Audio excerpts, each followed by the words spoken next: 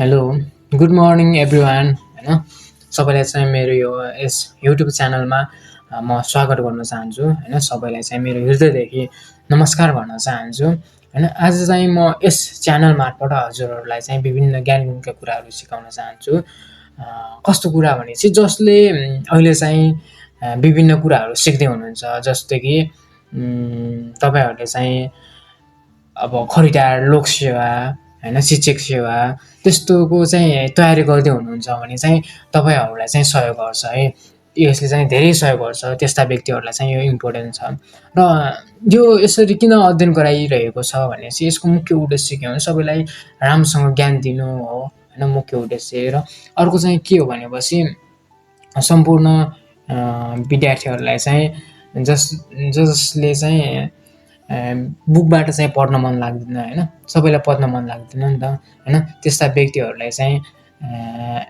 यो सुविधा चाहिँ गरिदिएको हो होइन बुक हेर्न मन लाग्दैन त्यस्ता व्यक्तिले चाहिँ यस्तो हेरेर पनि सिक्न सक्नुहुन्छ होइन त्यस्तै चाहिँ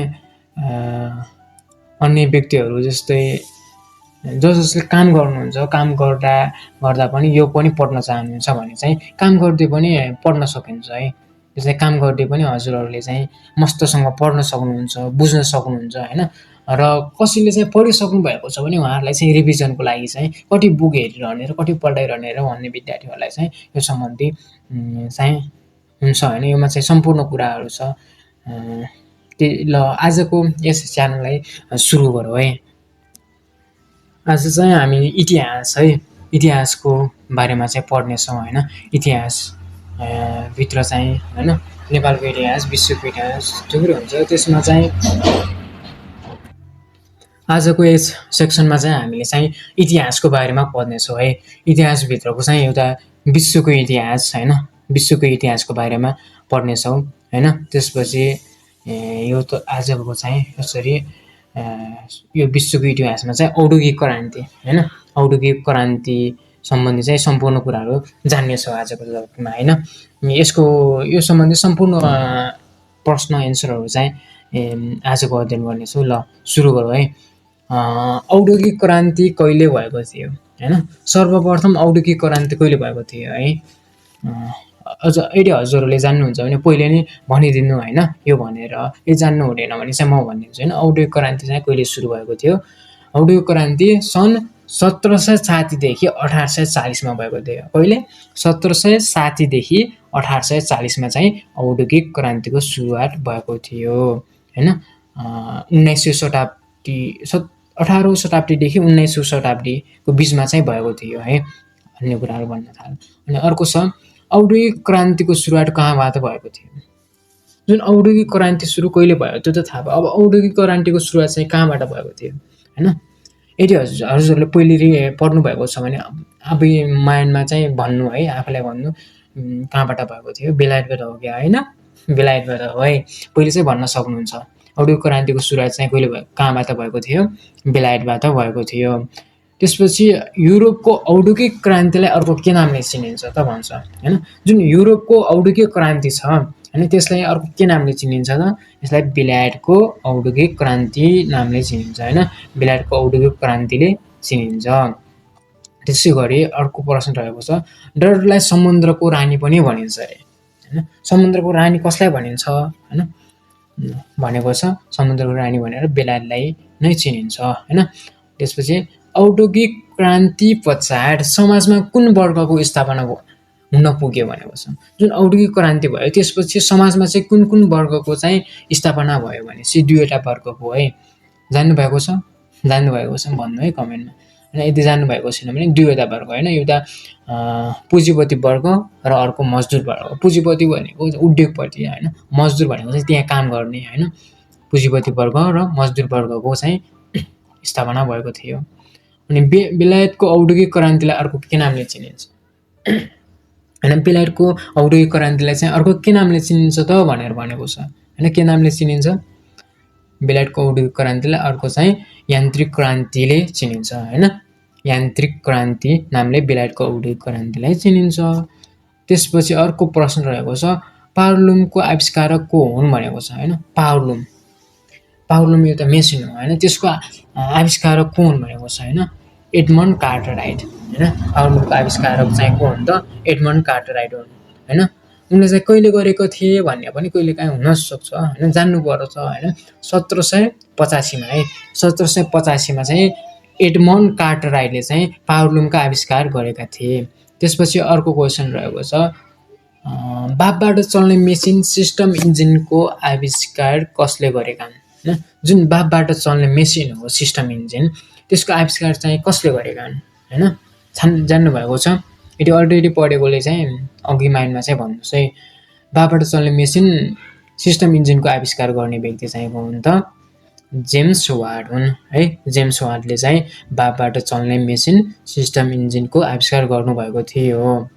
अनि अर्को चाहिँ बाफको शक्तिद्वारा रेलको इन्जिन चलाउने कार्य कसले गरेका थिए होइन। जुन बाफको शक्तिद्वारा होइन, बाफ हुन्छ नि, त्यसको शक्तिद्वारा रेलको इन्जिन चलाउने कार्य चाहिँ कसले गर्नुभएको थियो होइन भनेपछि त्यसको जर्ज स्टेफेसन होइन। जर्ज स्टेफेसनले चाहिँ बाफको शक्तिद्वारा रेलको इन्जिन चलाउने कार्य गर्नुभएको थियो है। अनि अर्को प्रश्न रहेको छ, खानीमा काम गर्ने कामदारहरूका सुरक्षाको लागि, जुन खानीमा काम गर्छन्, खाडीमा काम गर्छन् नि, तिनीहरूको चाहिँ कामदारहरूको सुरक्षाको लागि सेफ्टी ल्याम्पको आविष्कार कसले गरेका हुन् भनेको छ होइन। सेफ्टी ल्याम्पको आविष्कार चाहिँ कसले गरेका हुन्, यसको सही एन्सर रहेको छ हम्फ्री डेभी होइन। चाहिँ हम्फ्री डेभीले आविष्कार गर्नुभएको है। कहिले गर्नुभएको हो, सन् 1815मा गर्नुभएको है। सन् 1815मा चाहिँ सेफ्टी ल्याम्पको आविष्कार गर्नुभएको थियो हम्फ्री डेभीले। त्यसपछि अर्को प्रश्न रहेको छ, आधुनिक फ्याक्ट्रीका पिता भने कसलाई चिनिन्छ, आधुनिक फ्याक्ट्रीको पिता भनेर कसलाई चिनिन्छ भनेर भनेको छ। यसको सही एन्सर रहेको छ रिचर्ड आर्कराइट होइन। आधुनिक फ्याक्ट्री पद्धतिका पिता भनेर चाहिँ रिचर्ड आर्कराइटलाई चिनिन्छ होइन, यो चाहिँ जान्नु पर्यो। त्यसपछि अर्को प्रश्न हेरौँ, वाटर फ्रेम नामक मेसिनको आविष्कार कसले गरेका हुन् भनेको छ है। वाटर फ्रेम नामक मेसिनको आविष्कार चाहिँ कसले गरेका हुन् भनेको छ। यसको एन्सर पनि उयो है, रिचर्ड आर्कराइट होइन। रिचर्ड आर्कराइटलाई के पनि भनिन्छ अरे, भर्खर हामीले माथि पढेका थियौँ, के भनिन्छ अरे, आधुनिक फ्याक्ट्री पद्धतिका पिता भनिन्छ। फेरि बिर्सिनु होला है, सम्झिनु पनि पर्छ होइन। वाटर फ्रेम नामको आविष्कारक कसले गरेका हुन् भनेपछि रिचर्ड आर्कराइटले होइन। अनि ढाठो भएछ है, धागो काट्ने मेसिन, धागो है, धागो काट्ने मेसिनको आविष्कार कसले गरेका हुन् भनेको छ होइन। धागो होइन, एकछिन है,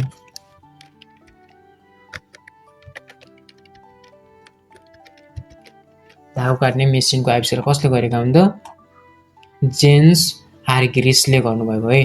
धागो काट्ने मेसिनको आविष्कार चाहिँ जेम्स हार्ग्रिसले गर्नुभएको थियो होइन। कहिले गर्नुभएको थियो भनेपछि सन् 1764मा गर्नुभएको थियो है। जेम्स हार्ग्रिसले सन् 1764मा चाहिँ यसको आविष्कार गर्नुभएको थियो। त्यसपछि काठको कपडा बुन्ने मेसिनको आविष्कार कसले गर्नुभएको थियो होइन। जुन काठको कपडा बुन्ने मेसिन हो, त्यो मेसिनको आविष्कार चाहिँ कसले गर्नुभएको थियो, जान्नुभएको छ। यदि जान्नुभएको छ भने कमेन्ट गर्नु है, सायद यो लास्ट क्वेसन हुनसक्छ होइन। मैले धेरै लिएको छैन, यो सम्बन्धी चाहिँ थोरै लिएको छु होइन। तपाईँहरूले यो हेरेर सिक्न सक्नुहुन्छ। काठको कपडा बुन्ने मेसिन फ्लाइङ सटलको आविष्कार कसले गरेका हुन् होइन, जोकेले है, जोन केले गर्नुभएको थियो सन् 1743मा होइन। सन् 1743मा काठको कपडा बुन्ने मेसिनको आविष्कार गर्नुभएको थियो है। हामीले चाहिँ यो चाहिँ बिर्सिनु भएन। ओके होइन, सबैले यो भिडियो हेर्नुभएको सबैलाई चाहिँ म के भन्न चाहन्छु भनेपछि हजुरहरूलाई यो भिडियो हेरेकोमा चाहिँ थ्याङ्क यू भन्न चाहन्छु सर्वप्रथम त होइन। थ्याङ्क यू सो मच है, सो मच। अनि तपाईँहरूलाई केही फाइदा भयो या भएन होइन, केही राम्रो जान्नुभयो या सिक्नुभयो या सिक्नु भएन होइन। तर मलाई जहाँसम्म लाग्यो चाहिँ योले चाहिँ हल्का हजुरलाई सहयोग गर्छ होइन। त्यसकारण चाहिँ यदि हजुरलाई कस्तो चाहियो, अरू पनि चाहियो, अरू पनि भिडियो लिइदिनुहोस् न, हामी थोरै बुझ्यौँ भन्नुहुन्छ भने चाहिँ अन्य भिडियोहरू पनि म बनाइदिन्छु, अन्य भिडियो पनि म लिइदिन्छु।